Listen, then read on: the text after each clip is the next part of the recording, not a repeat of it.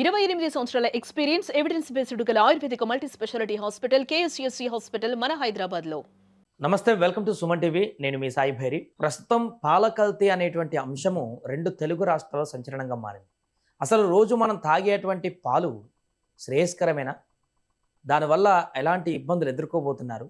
ముఖ్యంగా చిన్నపిల్లలకు పాలు తాపిస్తుంటే బయటి పాలు, డబ్బా పాలు, లేకుంటే ప్యాకెట్ పాలు, అవి ఏ రకమైనటువంటి ప్రభావాలను చూపించేటువంటి అవకాశం ఉంది? దీని గురించి మాట్లాడతాం. మనతో పాటు ప్రముఖ డాక్టర్ మురళీధర్ గారు ఉన్నారు. వారితో మాట్లాడదాం జూమ్లో. సార్ నమస్తే. సార్ నమస్తే అండి. సార్, రాజమండ్రి ఘటన తర్వాత అసలు మనం డైలీ తాగుతున్నటువంటి పాలు అవి మంచి పాలేనా? దానివల్ల మనకు ఆరోగ్యం మెరుగవుతుందా లేకుంటే ఖరాబ్ అయిపోతుందా అనేటువంటి ప్రశ్నలు మొదలైపోయాయి అందరిలో. ఎలా చూడొచ్చు అంటారు సార్ దీన్ని? ఈ పాలు అనేది ఒక నమ్మకం. మన ఇంటికి ఒక పాల ప్యాకెట్ వచ్చిందంటే అన్ని సక్రమంగా ఉన్నాయి. సో ఈ పాలు తాగితే నా ఆరోగ్యం బాగుంటుంది, నా హెల్త్, వైటమిన్స్, మినరల్స్, కాల్షియం అన్ని సమపాలు నాకు అందుతాయి. సో పాలు మన చిన్న పిల్లలకు కూడా ఎలాంటి డౌట్ లేకుండా, ఎలాంటి ఇష్యూస్ లేకుండా మనం చిన్నపిల్లలకి ఇవ్వచ్చు అని చెప్పి చిన్నపిల్లలకు కూడా దాపుతాము. మనము తాగుతున్నాము, మన పెద్దలు దాపుతున్నాము. ఎందుకంటే పాలు అనేది ఒక నమ్మకం. కాకపోతే ఈ పాల వ్యాపారం అనేది డిమాండ్ పెరిగిన కొద్దీ దీని వ్యాపారంగా మారింది. ఈ వ్యాపారంగా మారిన తర్వాత డిమాండ్ ఎంత పెరుగుతుందో దాని యొక్క వ్యాపార ధోరణిలో కూడా మార్పులు వచ్చాయి. కొంతమంది ఈ మధ్య కాలంలో చూస్తున్నాము, కొంతమంది దగ్గర డైరీ ఎనిమల్సే ఉండవు, వాళ్ళు డైరీ ఫామ్ నడిపిస్తారు, ఆన్లైన్ ప్లాట్ఫామ్ లో అమ్ముతున్నారు. వాళ్ళ దగ్గర ఇలాంటి ఎనిమల్స్ ఉండవు.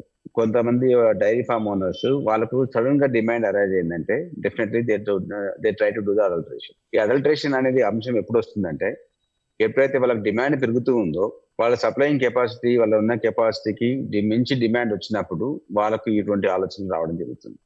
దీన్ని ఎలా ఆర్డర్ని ఎవరు పోగొట్టుకోరు, వచ్చిన డిమాండ్ పోగొట్టుకోరు. సో మార్కెట్ లో ఉండాలి, లాభాలు రావాలి. సో ఎవరికి ఏమైతే ఏంటని చెప్పి, ముఖ్యంగా ఈ పాల కల్తీ జరిగేది ఒకటేమో వాటర్. జనరల్ గా ఫార్మర్స్ లెవెల్ జరుగుతుంది ఇది. జనరల్ గా ఫార్మర్స్, పాడి రైతులు ఉంటారు, వాళ్ళు అంతకన్నా ఎక్కువ ఏం చేయలేరు. ఎందుకంటే వాళ్ళు చేయగలిగింది అదే. వాళ్ళకి అంతమైన ఆశలు కూడా రావు. వాళ్ళకి అటువంటి ఈ యొక్క పాలని అడల్టరేషన్ చేద్దాము, అవి కెమికల్స్ కలిపిన ఆలోచన రైతులకు ఏ రకంగా కూడా రాదు. సో వాళ్ళకి మాక్సిమం చేయగలిగింది పాలు. దానివల్ల నష్టం లేదు, కొంచెం న్యూట్రిషన్ తగ్గుతుంది, కొంచెం పాలు పలుచగా అవుతాయి, పెరుగు గట్టిగా రాదు, అంతే తప్పితే ఇంక దానివల్ల ఏం మనుషులకు తీసుకున్న వాళ్ళకి హామ్ ఉండదు. కాబట్టి ఇంకో ఈ మిడిల్ మ్యాన్లు కానీ, ఇంకో తర్వాత చిన్న చిన్న కమర్షియలైజ్డ్ డైరీ ఫార్మ్స్ అయితే ఉన్నారో వాళ్ళ దగ్గరనే ఈ ప్రాబ్లమ్స్ వస్తాయి. వాళ్ళ దగ్గరనే. ఎందుకంటే ఇప్పుడు వాళ్ళు నీళ్ళు ఎక్కువ కలుపుకున్నప్పుడు తక్కువ రేటుకు ఉంటారు. తక్కువ రేటుకు ఉన్నప్పుడు ఆ తక్కువ రేటు తీసుకొచ్చిందని దాన్ని ఎక్కువ ప్రాఫిట్ కమ్మాలి. ఎక్కువ ప్రాఫిట్ కమ్మాలి అనేప్పుడు ఆ యొక్క పాల లోపల చిక్కదనం ఉండదు, ఎందుకంటే ఆల్రెడీ నీళ్లు కలిసి ఉన్నాయి కాబట్టి. సో ఆ చిక్కదనం పెంచాలి. చిక్కదనం పెంచాలంటే స్టార్చ్ కలుపుతారు. సో ఇవన్నీ స్టార్చ్ కలిపిన తర్వాత దాన్ని ఇంకో నురగ రావట్లేదు కాబట్టి యూరియా కలుపుతారు. ఇంకా దాంట్లో SSNF రావట్లంటే కూడా యూరియా హెల్ప్ చేస్తుంది. ఇప్పుడు మొన్న రాజమండ్రిలో ఇథనాల్ కూడా కలిపారని చెప్పేసి ఈ రకరకాలుగా పాలు లేకుండానే పాలు సృష్టిస్తున్నారు. పాలు లేకుండానే ఆర్టిఫిషియల్ గా పాలు అది మరీ విపరీత ధోరణి ఉన్న వాళ్ళ చర్యలు అవి. ఏది లేకుండానే ఓన్లీ కెమికల్స్ తో ఉన్న సింథటిక్ పాలు క్రియేట్ చేస్తున్నారు.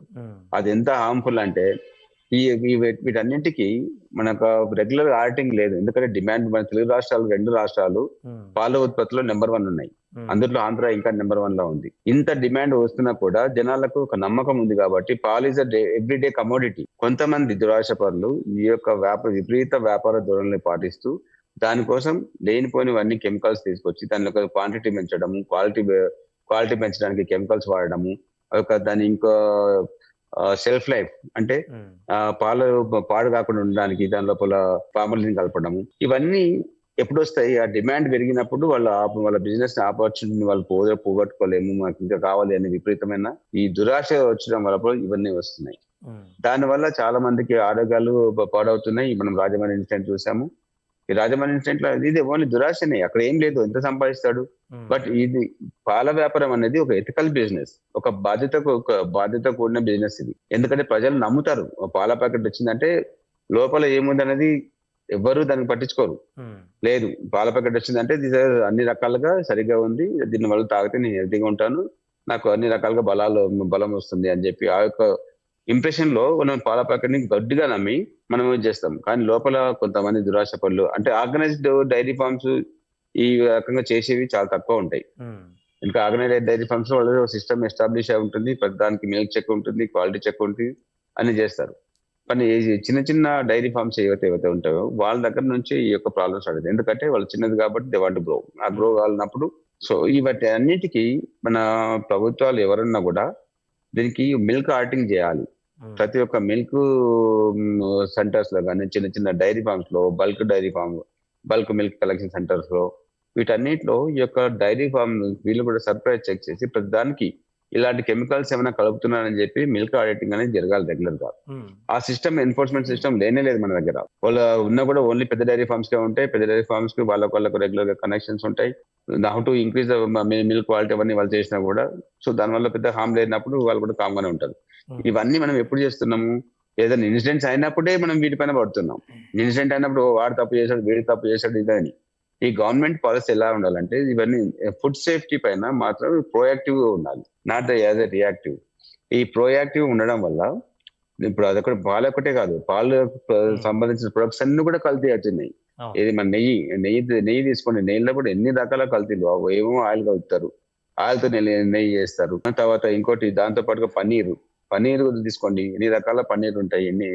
పన్నీర్ బిజినెస్ ఇండియాలో ఈక్వల్ టు మన మిల్క్ బిజినెస్. అది కూడా రకరకాలుగా కల్తీలు జరుగుతాయి. వీటన్నిటిని ఆడిటింగ్ చేసి వీటన్నిటికి మనకు తెలుగు రాష్ట్రాల్లో నా రిక్వెస్ట్ ఏంటంటే ఫుడ్ సేఫ్టీ మినిస్ట్రీ పెట్టాలి. మినిస్ట్రీ పెట్టి వాళ్ళకి ఫుల్ రైట్ ఎన్ఫోర్స్మెంట్ పవర్స్ ఇవ్వాలి, ఎన్ఫోర్స్మెంట్ స్టాఫ్ ని ఇవ్వాలి, రెగ్యులర్ గా ఆడిటింగ్ జరగాలి, రెగ్యులర్ గా రైడ్స్ జరగాలి. ఇవన్నీ జరిగినప్పుడే మనకు ఫుడ్ సేఫ్టీ పైన ఒక మనం బ్లైండ్ గా తినే పరిస్థితి లేదండి ఇవాళ రేపు. ఏదో ఒక పండు తినే పరిస్థితి లేదు, ఒక పాలు తాగే పరిస్థితి లేదు. రోడ్ సైడ్ ఫుడ్ కూడా మన ఫుడ్ కూడా తింటే దాంట్లో హోటల్లో ఎన్నిసారి మనము పేపర్ లో చూస్తున్నాము. ఒక్కొక్క హోటల్, పెద్ద పెద్ద హోటల్లో మీట్ పైన కూడా ఎన్నో రకాలుగా 15 రోజుల కూలిపోయినది కూడా వాళ్ళు తీసి వేడి చేసి మళ్ళీ కలిపేసి పెట్టింది. దట్టు మంచి మంచి స్టార్ హోటల్స్ కూడా. వీటన్నిటిపైన ఫుడ్ సేఫ్టీ అనేది one of the iconic signature of the state అండి. ఇప్పుడు మన తెలుగు రాష్ట్రాల్లో ఎలాగైతే డ్రగ్స్ లేకుండా చేస్తున్నామని ఎలాగైతే తీసుకున్నారో, అదే విధంగా ఈ ఫుడ్ సేఫ్టీని కూడా అలాగే తీసుకోవాలి. మన తెలుగు రాష్ట్రాల్లో మీరు ఫుడ్ తింటే బ్లైండ్ గా కళ్ళు మూసుకొని హ్యాపీగా తినొచ్చు. సో మీకు ఎలాంటి డోకా ఉండదు. అంత అష్యూరెన్స్ ఇచ్చామంటే ఈవెన్ మనకు ఫారిన్ టూరిజం పెరుగుతుంది. తర్వాత ఇక్కడ పెద్ద పెద్ద కంపెనీస్ వస్తున్నాయి. ప్రతి ఒక్కరు ఇవన్నీ చాలా matter for the gauging city and culture.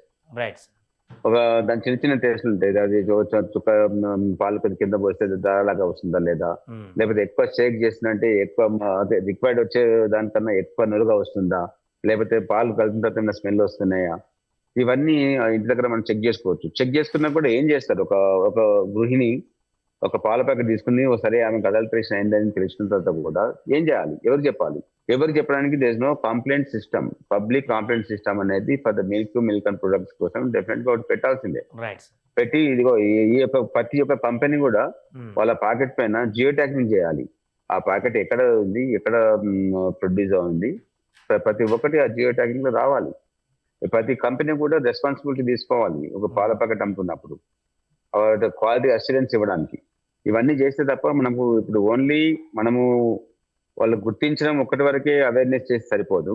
దానికి బ్యాక్ ఎండ్ లోపల ద పబ్లిక్ కంప్లైంట్ సిస్టమ్ అనేది కూడా దానికి ఇమ్మీడియట్ గా యాక్షన్ కూడా తీసుకునేటట్టుగా ఎన్ఫోర్స్మెంట్ కూడా రెండు ఉంటేనే ఇటువంటి కల్తీలు తగ్గించడానికి అవకాశం ఉంటుంది. అదే విధంగా ఇటువంటి ఇన్సిడెంట్స్ రాజమండ్రి నలుగురు చనిపోవడం అనేది, అది కూడా పాలు తాగి చనిపోవడం, కల్తీ సారా తాగి చనిపోయారు, లేకపోతే అది చేసి చనిపోయారు అని చూస్తుంది. మనకి ఫస్ట్ టైం ఇప్పుడు పాలు తాగి చనిపోయారు అనేది మాత్రం చాలా దురదృష్టకరం. Right sir, thank you so much.